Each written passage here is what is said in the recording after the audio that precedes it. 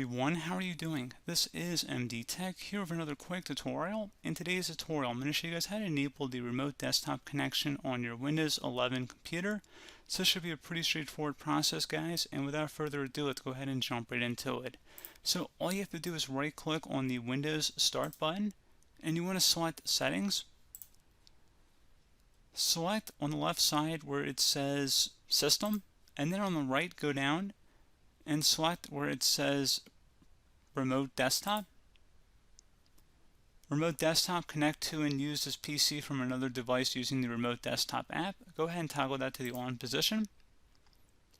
Select Confirm. And now you have your PC name listed here, so you're probably going to want to go ahead and copy that and then paste it into whatever your other computer you're trying to connect into. And you can see it says Remote Desktop Users. Select who can remotely access this PC.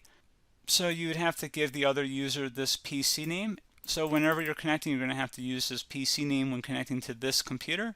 So pretty straightforward process here, guys. Do hope I was able to help you out, and I do look forward to catching you all in the next tutorial. Goodbye.